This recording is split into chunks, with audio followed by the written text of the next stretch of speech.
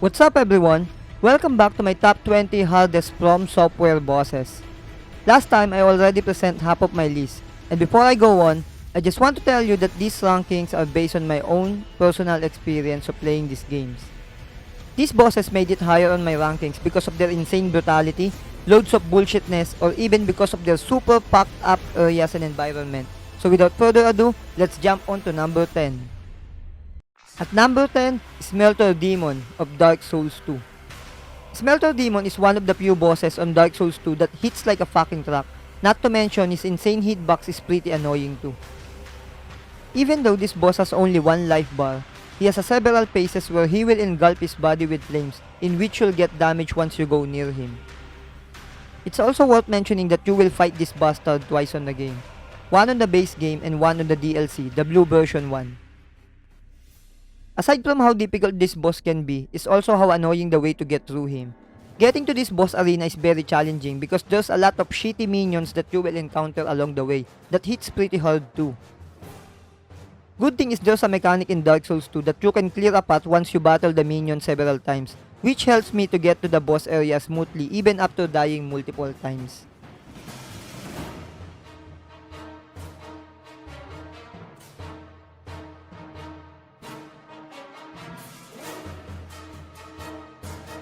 Moving on to number 9 would be Defiled Chalice Amygdala, Bloodborne. This is another example of an easy boss fight on a shitty environment. Amygdala is super easy. I even managed to defeat him one try on my first playthrough of the game. The only thing that makes the Defiled Chalice version difficult is because of the environment's condition, which is reducing your health bar into half. Because of that, Amygdala will always have the potential to one-shot your health bar, which will definitely make you frustrated on this boss fight. On top of that, his arena is also smaller on the Defiled Chalice compared to the main story version, which give you a small room for breathing during the fight.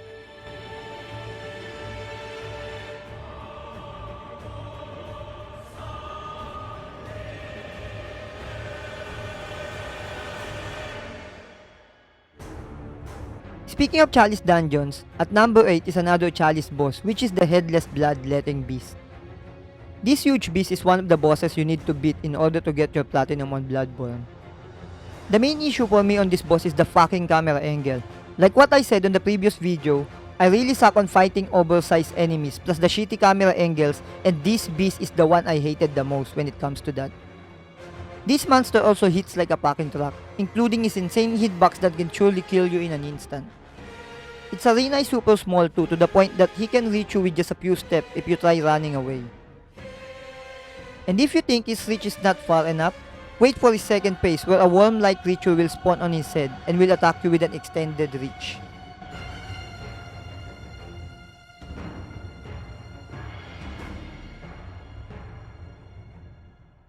And on number 7 is another Bloodborne boss, Ludwig the Holy Blade. Just like Orphan of course, Ludwig is also a boss in Old Hunter's DLC of Bloodborne, and he's the first one you'll encounter playing the DLC. In my opinion, majority of the Bloodborne main story bosses are way too easy and not challenging enough compared to Dark Souls series. That's why when you start playing the Old Hunter's DLC of Bloodborne, you'll get shocked of what this beast can do. His first phase is so fast and unpredictable, not to mention his air stamp can insta-kill you. His attacks and hitbox are super crazy too and can punish you if you're not careful. And after his brutal first phase, he'll enter to his second phase with his iconic Holy Moonlight Blade that will barrage you with AoE slashes with variety of range plus the charge attack with massive range of explosion.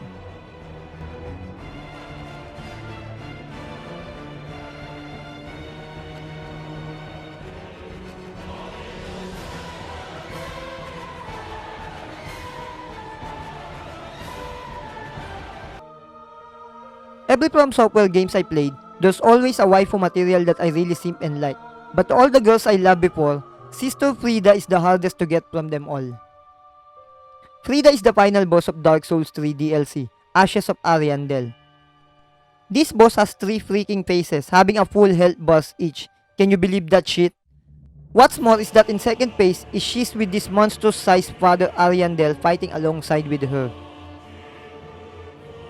Friede's first phase is pretty simple and straightforward. The only threat is her banishing moves, but once you figure out how to deal with it, then you're good to go. Second phase is just another common difficulty, where you will handle 2 enemies at the same time. Well, it's definitely a big problem for those who like to target lock that much. Her final phase, Black Flame Friede, is the real pain on this fight because how agile and how relentless her attack can be, including her numerous AoE attacks with enormous range, making it hard to get back and use healing items safely. The only weakness Friede have is how easily she can be staggered, resulting to a high damage output when doing a rally or combo attacks.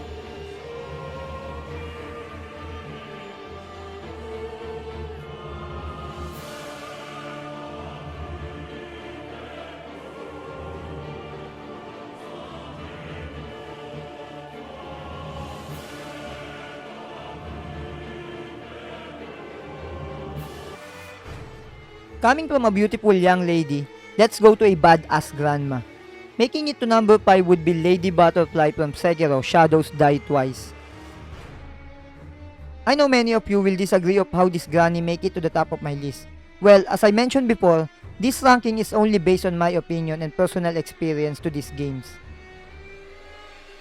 Lady Butterfly is so simple and easy to beat once you get the mechanics, but that's the catch. For me, Sekiro is one of the games I played that has a steep learning curve. Not to mention, it's the first FromSoftware game I played. And Lady Butterfly's placement early on the game really punished a newbie player like me, especially with limited number of healing items. Imagine an innocent sheep placed on the cage to fight a lion. Crazy, isn't it? The moment I fight her, I don't know the core mechanics of Sekiro like proper dodging, target locking, especially parrying, and it really punished me with that. And it took me more than 2 hours and dozens of attempts just to beat her. And just like what she said, okay fine granny, I get it. I'm just a puppy, whatever. Speaking of old people, probably you noticed that some of the animes, most of the time it's always the old people are the most badass and the strongest character. Well, sometimes it's also applied on video games too. Not you, you weakling bastard. Well, at least you and your weapon looks cool, girl, man. What I'm talking about is the number 4 on my list. The Glock Saint, or should I say Sword Saint, Isshin Ashina from Sekiro Shadows Die Twice. Isshin is the final boss on Sekiro, and he has 3 phases, each one having a full health bar. Not to mention, you also need to beat Genichiro Way of Tomo over and over again, making it an insane 4-phase battle. Isshin also has tons of bullshit up on his sleeves. Ichimonji, Ashina's Cross, Gigantic Spear, and a fucking gun. And of course, a lightning attack. Beating Isshin will require you a lot of practice and patience. And trust me, he's one of the few game bosses that will give you some sense of satisfaction and achievement once you beat him. I also want to special mention the other Isshin of Shura ending on Sekiro. He's pretty difficult too and has different sets of skills and moveset, making him on par with difficulty of the Sword Saint 1.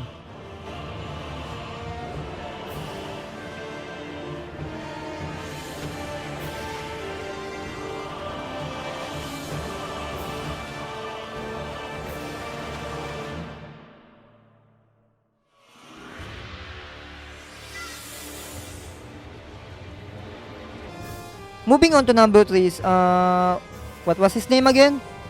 Oh, never mind. I just call him the Nameless King. Nameless King is an optional boss on Dark Souls 3. Oh god, why is it that optional bosses on FromSoftware games are hardest than the main one? What's your problem, Miyazaki? Going back to Nameless King, this bitch is way easier and predictable compared to Isshin. The only reason I put him higher on the list is because how frustrating this fight could be, especially those freaking delayed attacks. Well, frustration is equals to difficulty, right? Or maybe I should change my title from top 20 hardest to top 20 frustrating boss.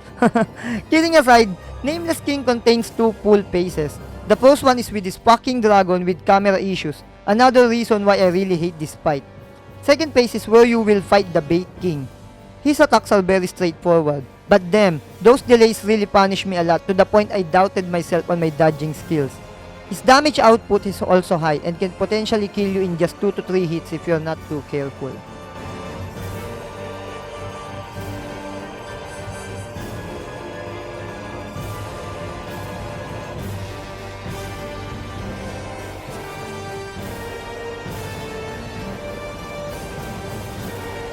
We're getting closer and closer on my top hardest boss. Second on my list is the fiery demons of FromSoftware. Lawrence the Prospicor, Bloodborne, and Demon of Hatred Sekiro Shadows Die Twice. Let's start with Lawrence. He's one of the Bloodborne boss with the largest health pool, so taking him down easily will not be an easy feat. Lawrence's moveset are pretty simple. He's just a cleric beast with just fire on him, but there is something about him that is punishing. I'm not quite sure if it's the endurance fight of him having a large health pool, or is it because of his attacks with insane hitbox and high damage output. He also has a second phase on which his body will be cut into half, and if you think that will make him slower, then you're wrong. Even without his leg, he's still fast and can reach you quickly in no time if you try to run away for some healing and spacing. Tied up to number 2 is Demon of Hatred of Sekiro. Just like Lawrence, this beast can punish you in every way possible. He also has a 3-phase health bar, making it quite an endurance battle in which taking him down will not be an easy task. Aside from that, he's also that huge, which makes me struggle a lot, and this is my mortal enemy on these games. You're right, camera angles. I also put him higher on the list compared to Isshin is because in my opinion, you need to fight Demon of Hatred more precisely and accurately compared to Isshin, because majority of the old man's attack can simply be spammed with parries, unlike with this demon.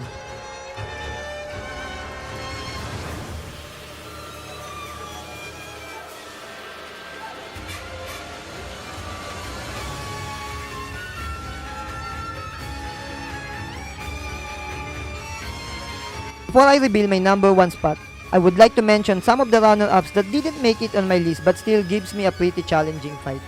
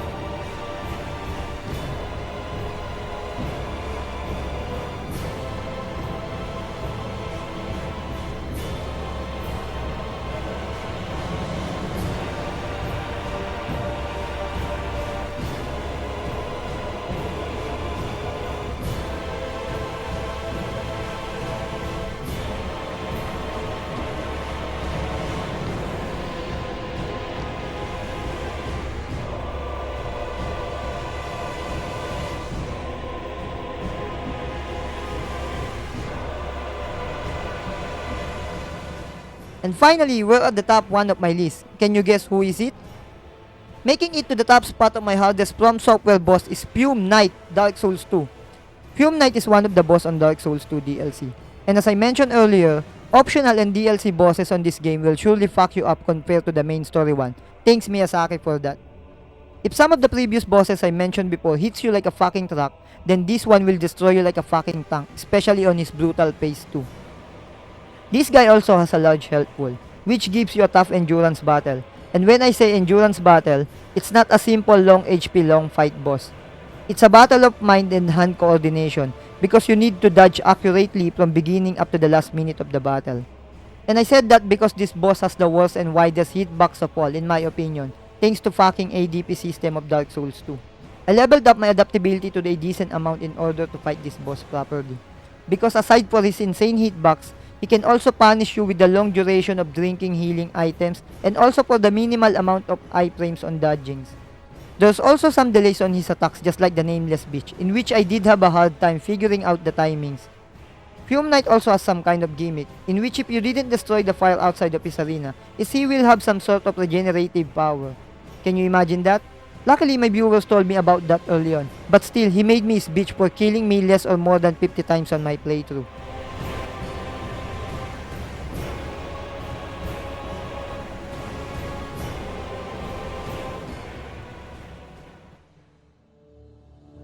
Before I end up this video, I just want to special mention this boss from Dark Souls 2 DLC 2, Lud and Salen, the King's Pet. I just felt guilty not to include them because they're the only boss that I've used NPC summon in order to defeat. It's not because they're too difficult to fight, but because of how frustrating their area is. Fuck you, Frigid Outskirts. This area alone is too difficult without using NPC summons, and I can say that more difficult than Dark Souls 1 to 3 combined. So if I ever made a video on worst places on Soulsborne Sekiro in the future, then you'll probably have an idea what would be the top 1 is. So that concludes my top 20 hardest FromSoftware bosses. If you like the video, click that like button and don't forget to subscribe and hit the notification bell. And see you soon on my live stream of the much awaited FromSoftware game, Elden Ring. Bye and see you on the next one. Remember, play hard, make it harder.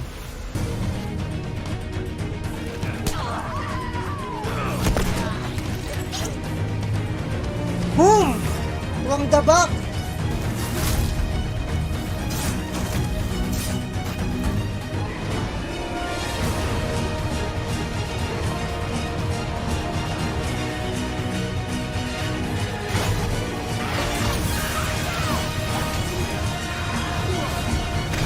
Patay ako, patay! Ay! Putang ina! Gago!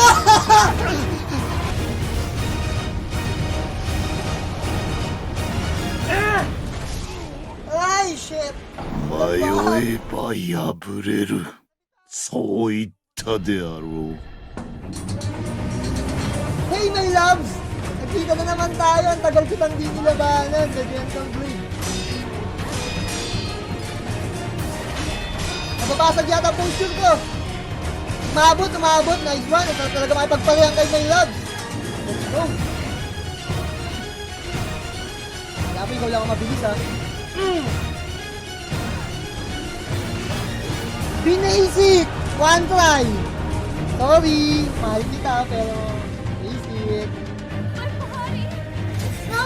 I don't wanna blade you! Ay! Ba't kita kailangang patayin? Oy! Huwag kang papapatay! Fuck! What the fuck? Putang ina! Putang ina mo! Ginigil! Ayun ka!